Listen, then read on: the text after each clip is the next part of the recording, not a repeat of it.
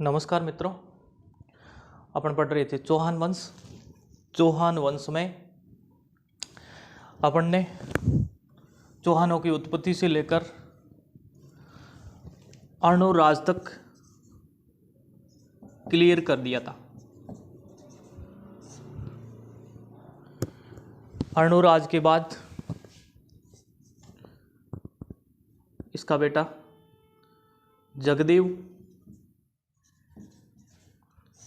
जगदेव का शासन चलता है 1158 ईस्वी से 1153 ईस्वी से 1158 ईस्वी। ये अपने पिता की हत्या करके राजा बनता है और ये इतिहास में पितृहंता के नाम से जाना जाता है। चौहान इतिहास में पितृहंता के नाम से जाना जाता है।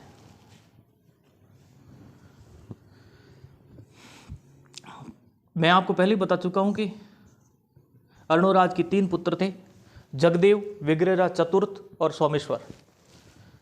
जगदेव ने अर्णोराज की हत्या की और विग्रहराज चतुर्थ ने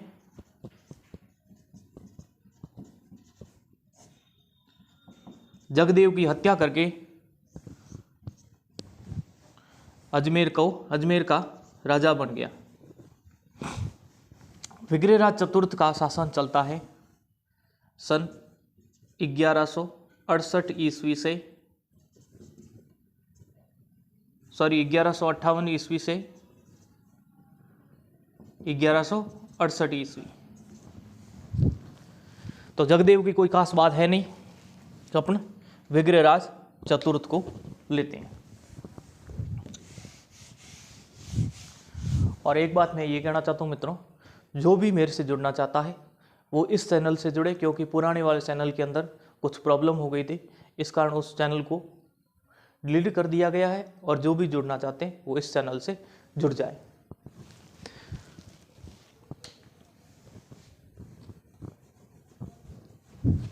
अब आगे देखिए, अपन बात करते हैं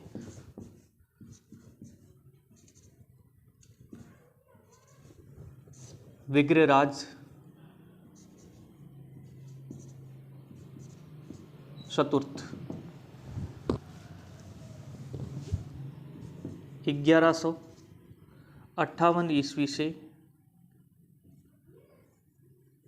1168 ईस्वी।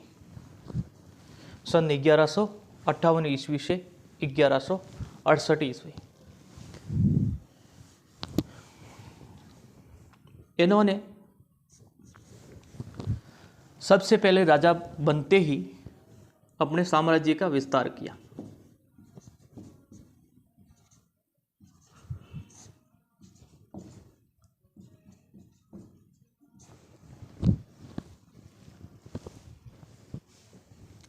और इनका जो स्रोत है वो है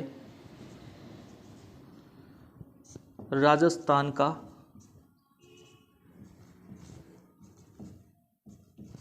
इतिहास। ये ग्रंथ है मित्रों, इसके रचयिता गोपीनाथ शर्मा थे, जो इनके साम्राज्य विस्तार के बारे में बताते हैं। तो आगे देखिए, अपने इनके साम्राज्य विस्तार की बात करते हैं।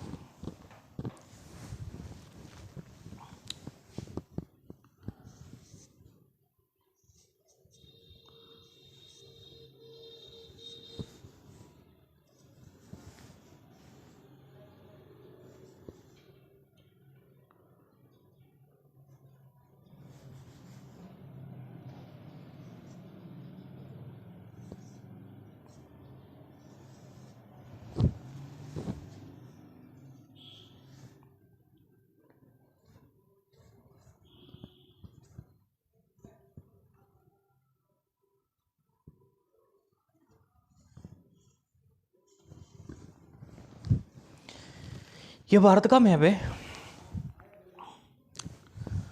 और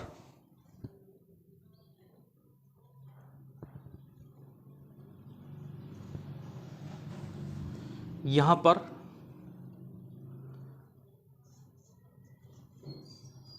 राजस्थान है।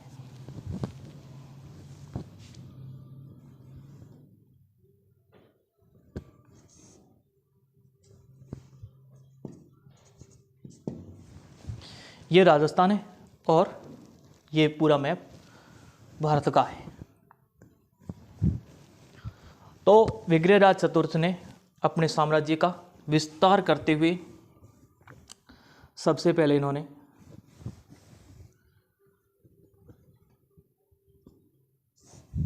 यहाँ पर क्षेत्र पड़ता है सहारनपुर,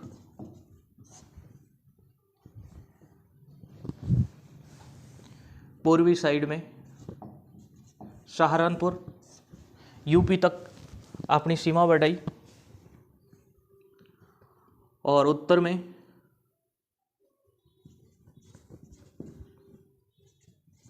शिवालिका हिमाचल प्रदेश में है। यहां तक अपनी सीमा बढ़ाई और दक्षिण में गुजरात तक अपने साम्राज्य का विस्तार किया।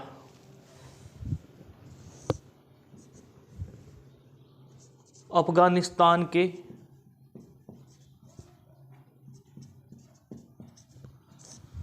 खुसरो शाह तक को पराजित कर दिया था विग्रहराज चतुर्थ ने।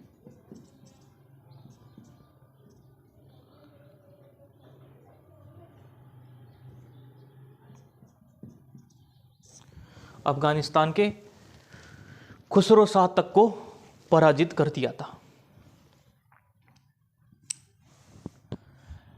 इन्होंने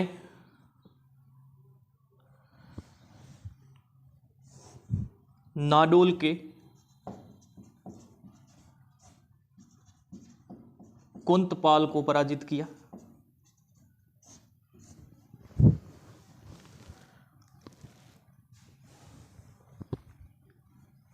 और गुजरात शासक भीमदेव सेकंड को पराजित कर इन्होंने जालोर,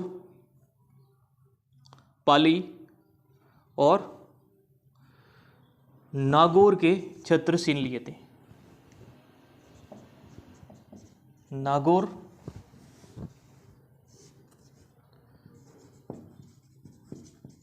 जालोर एवं पाली।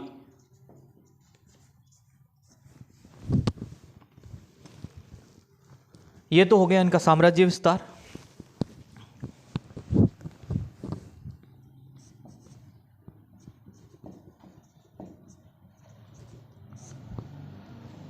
अब आगे देखो, यहां पड़ता है दिल्ली।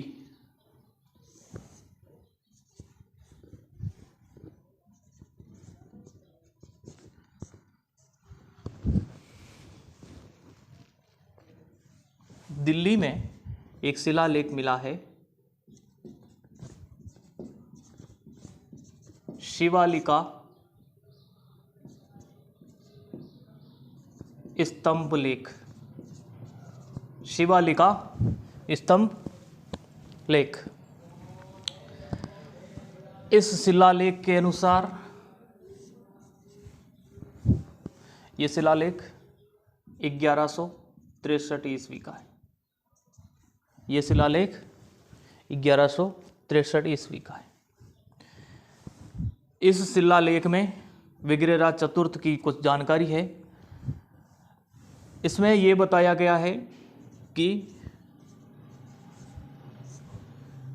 विग्रहराज चतुर्थ ने दिल्ली पर अधिकार कर लिया था। दिल्ली पर अधिकार कर लिया था। दिल्ली पर अधिकार करके इसने राजधानी अजमेर को ही रहने दिया, राजधानी अजमेर को ही रहने दिया। ये राजपूताने के इतिहास में पहली बार ऐसा हुआ कि भारत की राजधानी अजमेर रही। इस कारण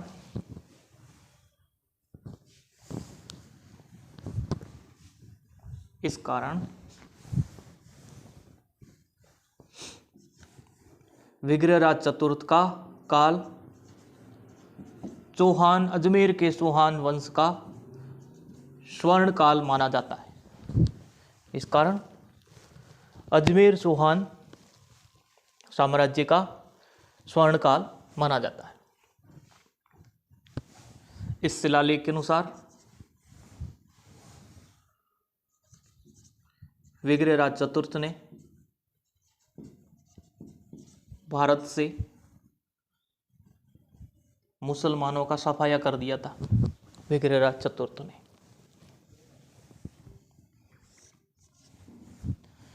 इस शिलालेख में यह भी बताया जाता है कि विग्रहराज चतुर्थ ने खुद को विष्णु का अवतार बताया, विष्णु का अवतार बताया। ये हो गया विग्रहराज चतुर्थ का साम्राज्य विस्तार।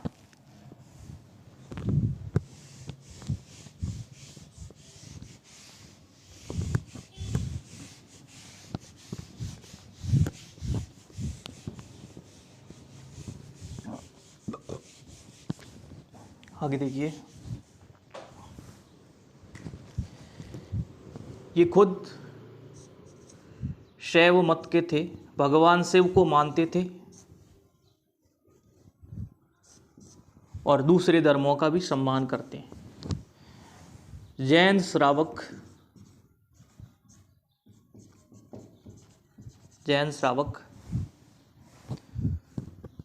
धर्मघोष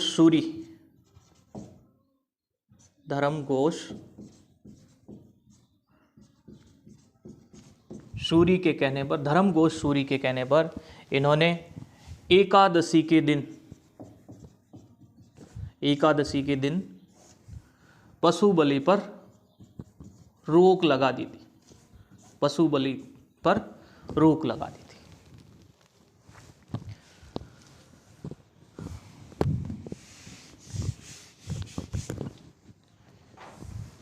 ये खुद विद्वान शासक थे, संस्कृत के ज्ञाता थे। तो इनकी कुछ उपाधियां हैं।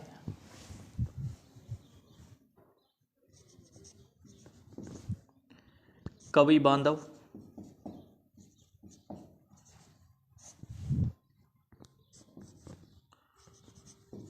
कट्टी बांधव,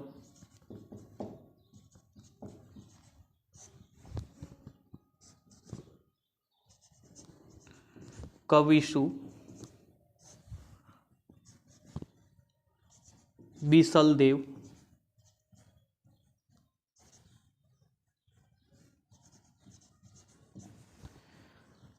कवियों का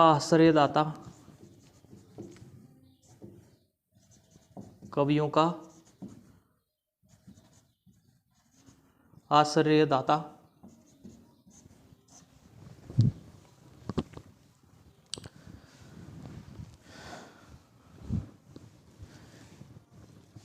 विग्रहराज चतुर्थ की तुलना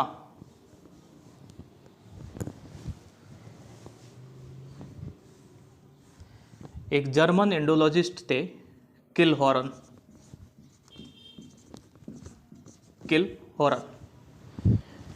इन्होंने विग्रहराज चतुर्थ की तुलना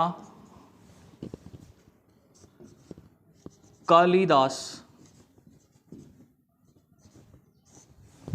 और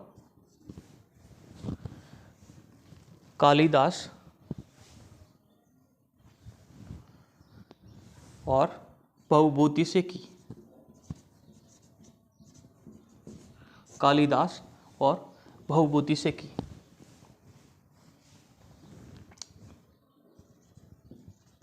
जर्मन इंडोलॉजिस्ट थे। कालिदास चंद्रगुप्त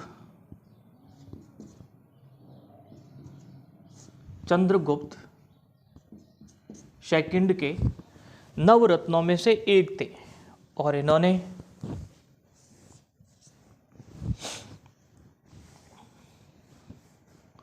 मेघदूत और अभिज्ञान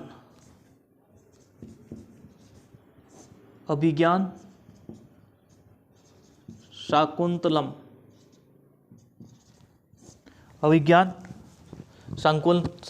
और मेघदूत दो ग्रंथों की रचना की। मेघदूत ग्रंथ में उस समय ये कल्पना की थी कि बादलों से कोई तरंगे जाती है और दूसरे व्यक्ति के पास जाती है और उससे बातचीत हो जाएगी। तो सोशल मीडिया की कल्पना कालिदास ने उस समय मेघदूत ग्रंथ में कर दी थी। चलो आगे।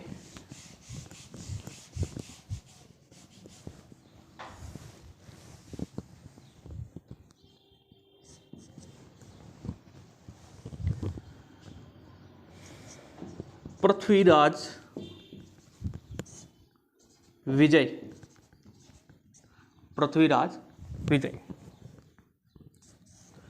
इस ग्रंथ की रचना जयानक ने की।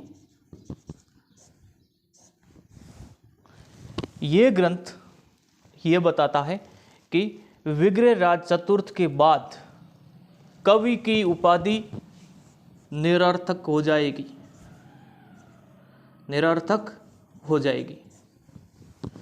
विग्रहराज चतुर्थ के बाद कवि की उपाधि निरर्थक हो जाएगी।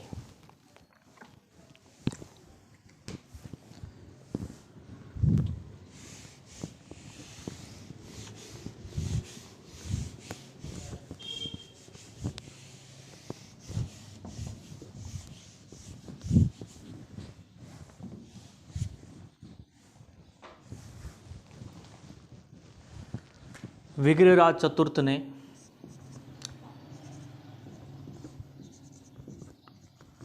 हरिकेली नामक एक नाटक भी लिखा।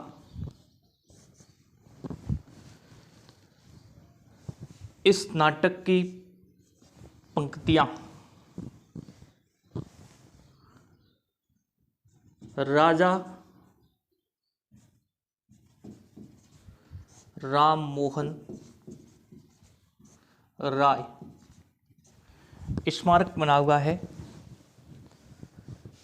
ब्रिस्बेन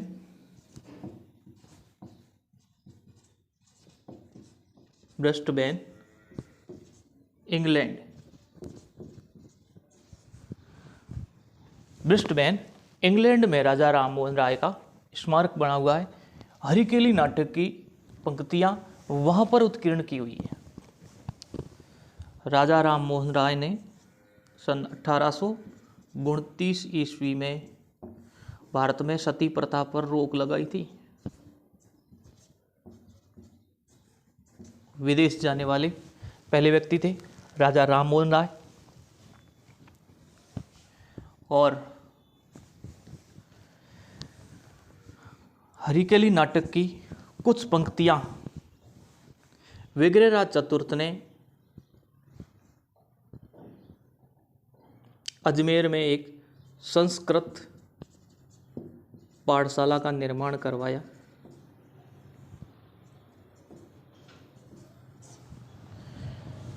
कुछ पंक्तियां इसकी सीढ़ियों पर उत्कीर्ण हैं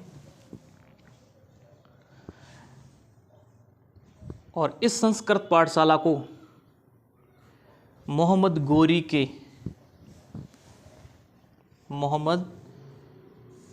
के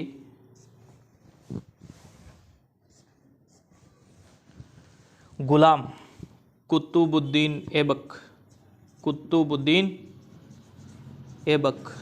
पृथ्वीराज तृतीय को हराने के बाद में मोहम्मद गोरी अपना अजमेर में गुलाम छोड़ के जाता है कुतुबुद्दीन ऐबक। इसने इस पाठशाला को तोड़वाकर यहाँ पर एक मस्जिद का निर्माण करवाया। इस मस्जिद का नाम दिया गया 2.5 दिन का झोंपड़ा। 2.5 दिन का झोंपड़ा।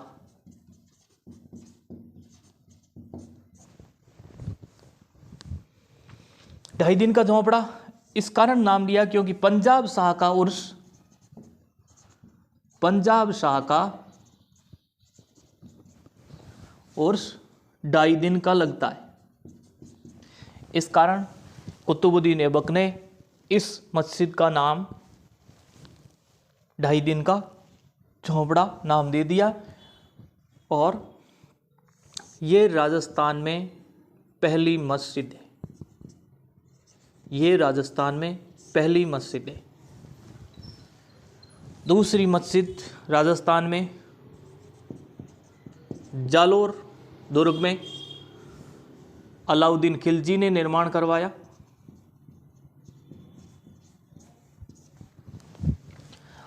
अब देखो, हरिकेली नाटक है जो संस्कृत भाषा में लिखा गया है। संस्कृत भाषा इसकी जो है वो संस्कृत है। इसमें भगवान शिव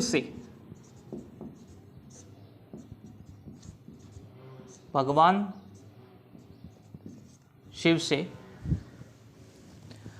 अर्जुन दिव्य अस्त्रों की प्राप्ति करता है।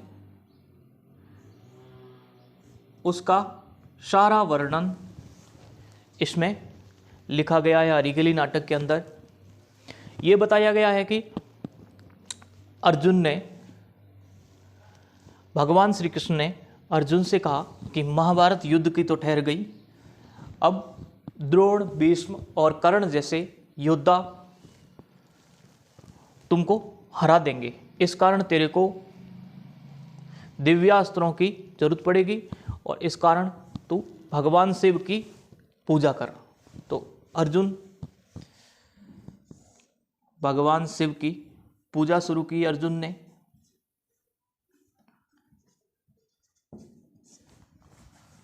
तपस्या करते करते एक दिन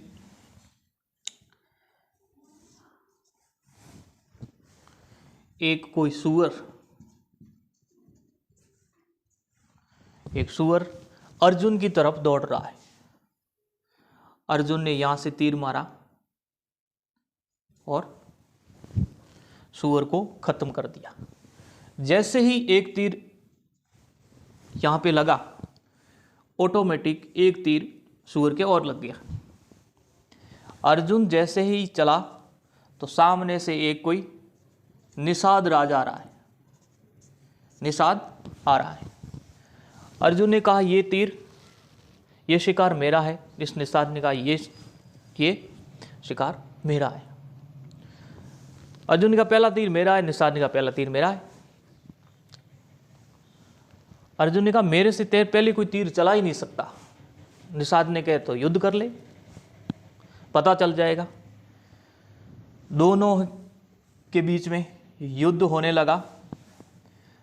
अर्जुन ने पेड़ के नीचे खड़े होकर जैसे ही बाण चलाना शुरू किया, पीछे जैसे ही हाथ किया वैसे ही उस किरात ने, निषाद ने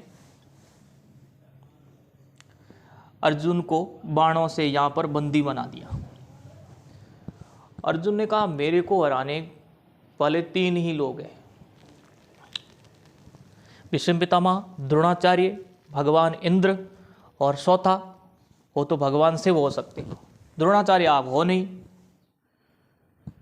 भीष्म पितामह आप हो नहीं और इंद्र आप हो नहीं। इस कारण आप भगवान शिव ही हो।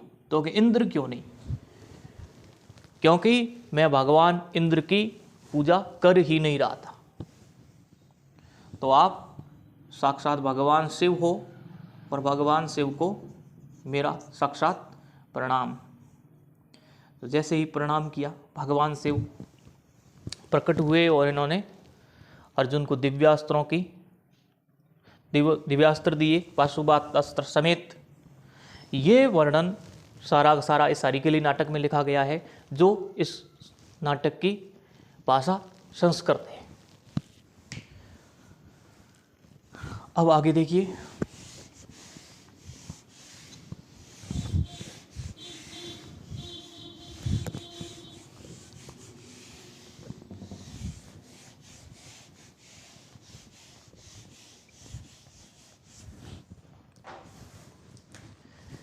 इनके जो दो दरबारी कवि भी हुए, सोमदेव पहले, ये कश्मीरी पंडित थे,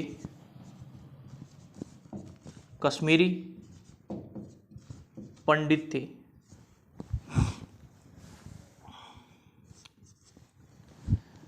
इन्होंने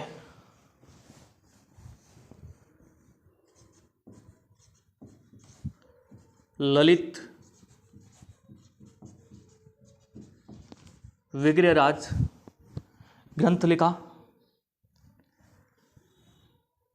इस ग्रंथ में, इसकी भाषा संस्कृत है, ललित विग्रहराज की ग्रंथ की भाषा जो संस्कृत है। इस ग्रंथ में इंद्र की अप्सरा देसल देवी और विग्रहराज चतुर्थ की प्रेम कहानी, विग्रहराज चतुर्थ की प्रेम कहानी का वर्णन है। इन्होंने एक और ग्रंथ लिखा, कथा सरित सागर, सोमदेव ने। दूसरे दरबारी कवि होते हैं, कवि थे नरपति नाला। इन्होंने बीसल देव रासो नामक ग्रंथ लिखा। बीसल देव रासो नामक ग्रंथ लिखा। इसमें परमार राजा मालवा के राजमती, मालवा का राजा परमार राजा भोज, जिसकी पुत्री राजमती होती है, राजमती का विवाह विग्रहराज चतुर्थ से होता है। और इसके बाद में ये राजमती रूठ के वापस पीहर चली जाती है और विग्रहराज चतुर्थ उसको मनाता है। ऐसा ही कुछ इस बीसलदेव रासो में वर्णन किया गया है विग्रहराज चतुर्थ और राजमती की प्रेम कहानी का। और इसकी भाषा संस्कृत है, इसकी भाषा संस्कृत है। बीसलदेव विग्रहराज चतुर्थ ने एक कस्बा बसाया, बीसलपुर, वर्तमान में बीसलपुर कस्बा अजमेर में है। और एक बीसलपुर तालाब का निर्माण करवाया, जो वर्तमान में बीसलपुर बांध के नाम से जाना जाता है, जो बनास नदी पर बना हुआ है। पेयजल की दृष्टि से राजस्थान का सबसे बड़ा बांध, जिससे जयपुर,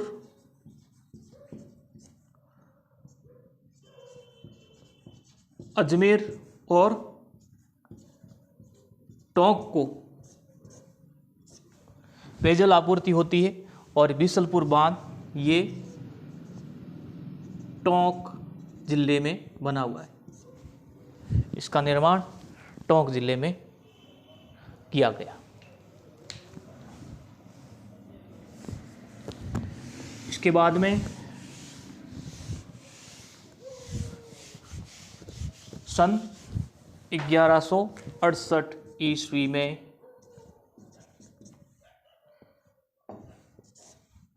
इनका देहांत हो जाता है। इसके बाद में राजा बनता है अपर गांगे।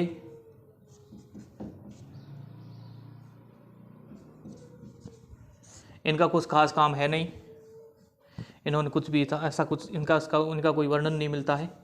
इसके बाद में राजा होते हैं पृथ्वीराज सेकंड। इनका भी थोड़ा समय है और इन्होंने भी कोई खास काम नहीं किया। ये अल्प आयु में खत्म हो गए थे दोनों ही। जैसे ही ये खत्म हुए, गुजरात से सोमेश्वर आ गए। राजगद्दी खाली थी और गुजरात से सोमेश्वर आ गए। सोमेश्वर राजा बने सन 1170 ईस्वी में और 1177 तक रहे। इनका भी कोई खास वर्णन नहीं है, कोई खास कार्य नहीं है। इन्होंने मूर्ति कला को प्रोत्साहन दिया, मूर्ति कला को प्रोत्साहन दिया। सन 1177 ईस्वी में गुजरात शासक भीमदेव सेकंड से लड़ते हुए शहीद हो गए। 1177 ईस्वी के बाद में राजा बनते हैं सम्राट पृथ्वीराज चौहान। सम्राट पृथ्वीराज चौहान जो 1177 ईस्वी से 1192 ईस्वी तक अजमेर पर शासन करते हैं। तो इनके बारे में अपन अगले भाग में पढ़ेंगे। नमस्कार मित्रों, धन्यवाद।